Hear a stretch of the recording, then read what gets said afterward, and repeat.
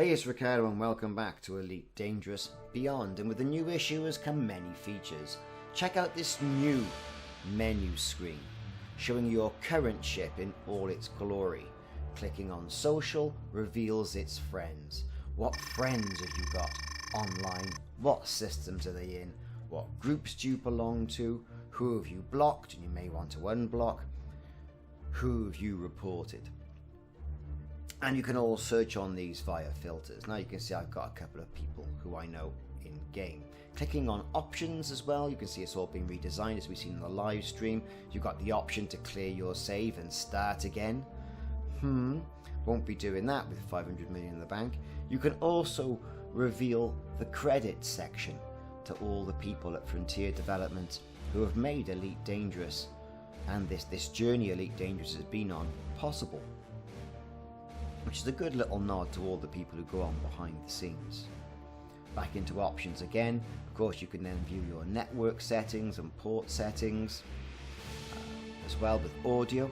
Tweak the sound if you want in-game music as loud as you want, or you want to mute it, all that sort of thing, which will aid, especially if you're a content creator as well, or if you just find some of the music quite irritating. So I know some people do. Me, I couldn't quite switch off for it. But you can configure all the settings for audio in that section. Checking out graphics, again, much like the audio sections where you can tweak your graphical settings from this menu. A few other settings that are brought to the front as opposed to being back in the background in the video settings. And it's worthwhile whenever you go back into the game after a major update like this that you go through and you just keep a good eye on what's gone on, because some things may or may not have changed. And it's worthwhile to review your graphics settings. Things change. You may upgrade your PC, you may upgrade your graphics card, and it's worthwhile going back in and revisiting this to see what's going on. And of course you've got the controls section. As you can see, I've got an unbound key there on the galaxy map, which is being depicted by that exclamation mark in the yellow circle. So, not an awful lot of changes there, but it has been brought to the front. It is making things more accessible and not as daunting as what it was, which I think is a good thing, really. And we've been saying that over the past couple of videos I've been doing. These quality of life additions to the game are exactly that. They make it a more friendly user experience for players, especially those who are just beginning on their Elite Dangerous journey. And there you go. So that was a little bit of social, a little bit of options, and you've got exit as well. You can see you've got Galnet streaming in the bottom left-hand corner. You've got a little picture of myself there. You look in the top right-hand corner, and then once you go into the game section, you've got whether to play an open, a private session, solo play, whether you want to go in and do player-to-player combat and arena, or go through the training modules. Now the training modules are able to be accessed from anywhere in the cockpit, even when you're playing in game. So again, all the old favourites are there, and you can see I've got somebody already running a private group session. But going into open play and letting the game load, and we'll see some new additions here. There's my current ship, and a little bit of help. The helpful hint has been put up in regards to analysis mode while it all plays, which is a good thing, I think. Very good. So here I am at Jameson Memorial. As you can see, I'm not fitted with a docking computer as yet. I've just been given launch, not auto launch. Moving into the right hand side of the menu, you can see there's the codex. Training, Hollow Me, from the initial home section into the codex, and you can see the pilot's handbook. Now, this is it. Much anticipation here. So, segmented off. Very good. So we just look at mining, basic mining. How do you do it? Scooping cargo. How do you do that?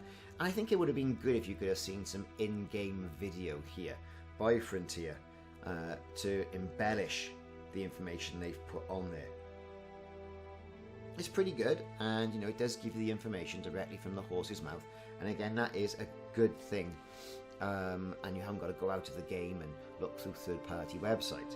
Not very good, however, for the people who run third-party websites. They're going to be the diehards who are going to keep on using the third-party websites, but you know, Frontier are trying to make it so you stay within the game and haven't got to go out.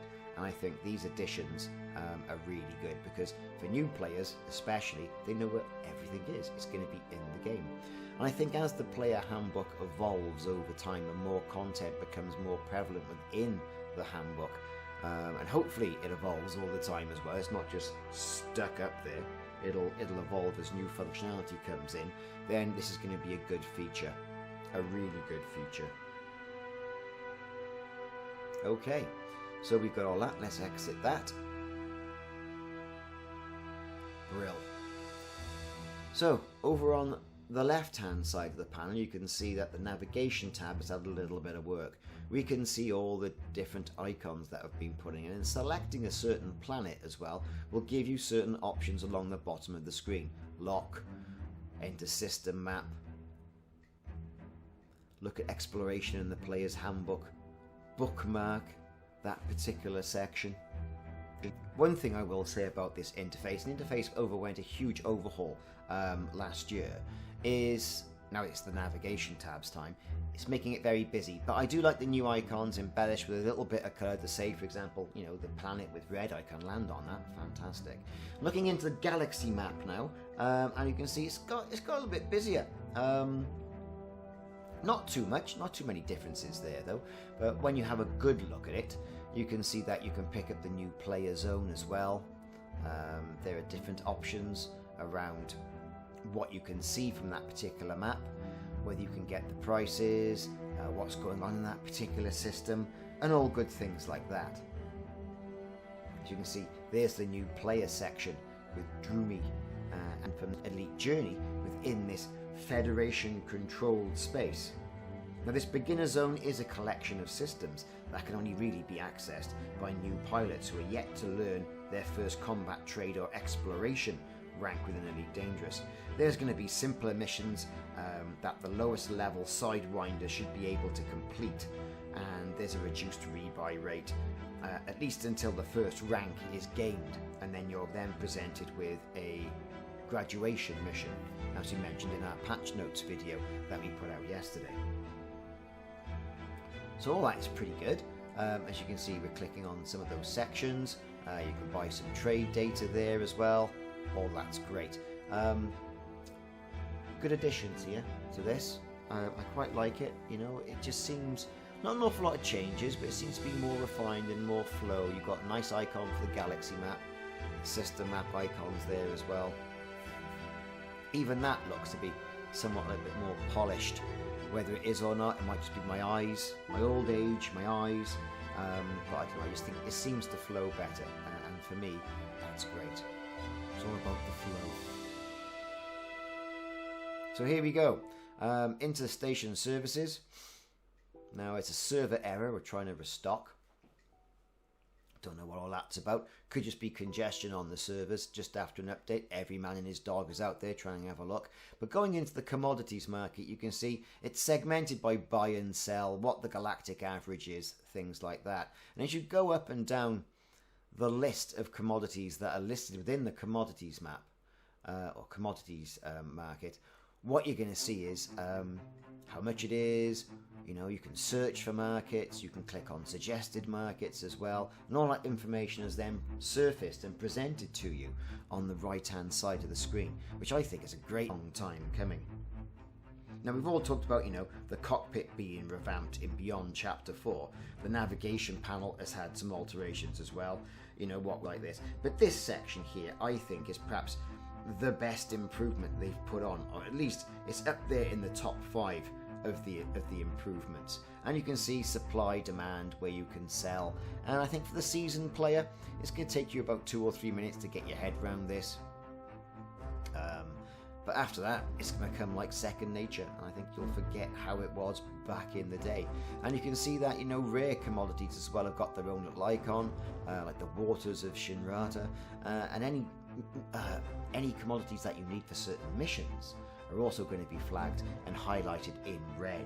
So, you know, it's making it a little bit more easier to, at a glance, see exactly what you need and what you want, and also give you prospective trade routes, which you can then use to make a little bit of money. And, you know, for me, I think trading is perhaps the most important thing in the game. Trading, combat, then exploration. I don't know, something like that anyway. So, like you say, so new additions to the commodity markets, and we're looking at it on the screen here at the location of Jameson Memorial. Everything looks great. And you can see at a glance exactly what you're doing. So it's not all about the commodities market, it's not all about the little embellishments they've done to the navigation panel, and it's not all about the player's handbook.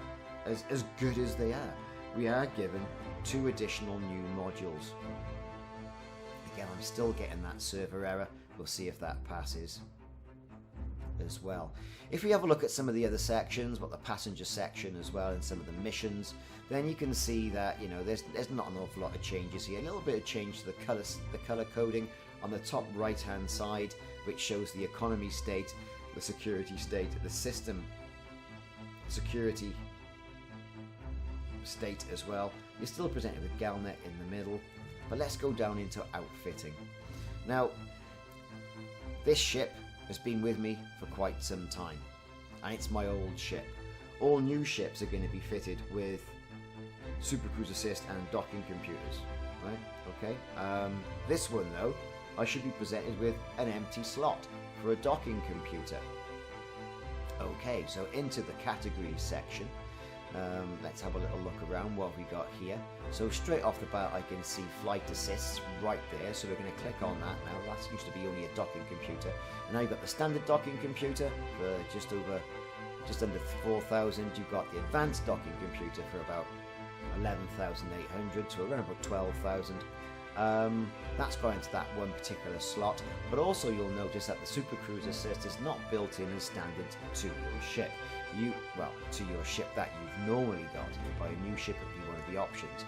I'm going to have to drop that class 2 compartment, go back into flight assists, and there's my Supercruise assist module right there, which I'm going to purchase for just over 8,000 credits. Now at Founders you do get discounted modules. If you buy a new ship, rumour has it you are going to get those modules as standard. Okay, so still not able to restock all, but we're going to take a chance. Now, when I go back to this screen, you can immediately see that auto launch has been made a selection within the game. So I'm going to press that, see how it goes. It's all happening. So far, so good. Let's go to the external camera and take a quick look. All this is happening effectively real time, so this is how I'm having a look. Right, okay, so we're on the platform. And it's off. It's doing it. It's doing its thing, look. Okay, so let's just zoom back a little bit and get a better angle. Now, if you press any of the keys by here, you will cancel your docking computer. As you would with a normal docking computer, you can take manual control by wiggling the stick and manipulating the throttle, that sort of thing. So by slowing the throttle right down, it's going to engage itself again. And that's it. I'm out. That was pretty cool. That was quite easy. Quite a small ship though, let's be fair, the old Asp, the Inquisitive Badger. And then you can boost away into your safe zone. And there it is, I'm outside the station. Cool, absolutely cool stuff. So, okay, the auto launch has been successful. You get a little message about that in the top right hand corner of the screen. So let's go back to docking. We're going to let the machine dock itself again, so there should be no changes here. Back to the external camera so we can follow it in. Off it goes. It's obviously going to wait, so there's no one coming out from the station. Engines have been fired. We're all familiar with this, and people who've been playing the game for a while will be very familiar. But what is good is the auto launch section of the advanced docking computer, especially if you've got that big ship, that big Type 10, you know, or you're rocking around in some of the bigger warships, some of the big 3. You know, it's definitely going to be a bonus to you. I've always said I always tend to take the cockpit off the top of my Federation Corvette, just the way the entire ship is designed. So for people like that, I think it's going to be a bonus. Whether or not seasoned commanders are going to use it or not, that remains to be seen. And here we go, we're going in, we're docking, firing the ship right the way in, Absolutely great. And there we go, we're setting down on platform 20, and there's my ship in all its glory. So far so good with this advanced docking computer module. Whether I'm going to use it or not, I don't know, probably not really. It's a bit of a novelty, I think, really. So, you know, all players are going to benefit from these free slots. Small ships will get 2 size 1 optional slots, and medium to large ships will get 1 optional internal slot in addition to the slots that already exist to the ship. And these have automatically been applied to all relevant ships. Okay, cool. And this is just basically, and in their words, celebrate these new modules. So that docking computer, you know, allows you to automatically undock, and here you can see the ASP. And it's probably good for me, you know, as a content creator, really, doing these videos, that I can get some pretty good shots if I was adequately lined up of the ship exiting without having to make sure I'm lined up and fiddle about with it all. You know, there you go, whap, and I'm out straight away. So there'd definitely be some bonuses there, and I think perhaps if I was doing more videos like that, then I'd probably have one fitted just for convenience. But whether I'd need it to actually play the game, probably not. So I do enjoy docking. It sounds stupid. I think it's great. I enjoy all about that, and for quite a while I did use a docking computer at the very beginnings of the game, and then I thought, well, come on, you got to embrace this, haven't you? As a new player, you've got to embrace the ability to fly your own ship. So there you go, auto launch complete. Although it doesn't take you outside of the mass lock. That's one thing to point out as well. So as you can see, I've got the second option. There you go, there's my flight assistance for my Supercruise assist, and you've got flight assist, auto dock, auto launch, auto rotation, and auto stop, or hyperspace dethrottle, which effectively means you come out of hyperspace, you're not going to plow yourself right into the sun. Now, I had a bit of trouble with this really now, using the Supercruise assist, and I've done a video on it, you know, just to explain how it all happens. But I was like, okay, what do I do? So, should I go to the pilot's handbook? So I'll select it. Okay, great, there you are. I've selected my destination. What do I do? What do I do? How do I do it? And I couldn't find any information on this. I couldn't find any information at all whatsoever. So I pressed, you know, J to jump, and I was jumping. Great, so where's all the navigation? And you have to line your destination up before you jump. That's one of the good things. All I had done in this stage here was lock my destination. What you need to be doing is selecting the second icon, and let's go to a quick video about that. But it's not self-explanatory, and it's not in the pilot's handbook. So how do you use this Supercruise assist then? Docking computer was really easy. I went through all the key bindings, couldn't find anything, went to the pilot's handbook, as amazing as that was supposed to be to give the new player new information, couldn't find it. So, here it is, this is how you're going to use it, and I've got a dedicated video on this. So, what you do is you go into the left-hand panel and select your destination, okay? So we're going to select Jamestown Memorial, okay? You go to the second icon, Supercruise Assist. You click on that, or you press the space bar on that, or you select that, whatever you're doing. You then go and look forward. It says, okay, align your destination. Right, so point it in the general direction. We're all used to doing this. Okay, now move the throttle into the blue zone. Now that depends if you've had, you know, a standard HUD. As I've said before, I've got new HUD settings that I've adjusted myself. So it's the sweet spot, the deep red part of the throttle section. It then says Supercruise active, and then what you do is you sit back and wait and contemplate how much of your time and how much of your life you spend playing Elite Dangerous. So, you know, with Supercruise Assist, you know, this second module really that they've integrated, it just does that. It assists you. It's not going to do it for you. It's an assistant. Otherwise, it would be a slave, wouldn't it, really, think about it? So, the Supercruise Assist, players set that destination, the module will maintain the correct speed and approach while coming out of Supercruise at exactly the right time. right? The module will also allow players to enter orbit, okay? And that's it. It'll come in all newly purchased ships as standard. And that's effectively it. Off it's going. It's moderating the throttle as you get close to it. It's going to take you some time, and then eventually it's going to drop you out right at your destination. So that for me, I'm certainly not going to go back and have a look at the new commander section just yet. I mean, I've got an Xbox account as well that I could do that. I never usually play with that, so I might do a video on that later. But effectively, that's it in regards to the docking computer, the Supercruise Assist, taking a look around the new navigational interface and user interface. All great things, I think. Pilot's Handbook, in my opinion, needs a hell of a lot of work. This Supercruise Assist should have been in there, right? Okay, it's not straightforward, and the people who I've been talking to on the channel, on some of the videos that I've been doing about this, have been saying that even they were looking at the key bindings and everything as well. Anyway, I've been Ricardo. Hope you've enjoyed this video. If you have, click that like and subscribe button. Certainly helps me out a lot. Check out some more videos as they're coming out. See you soon.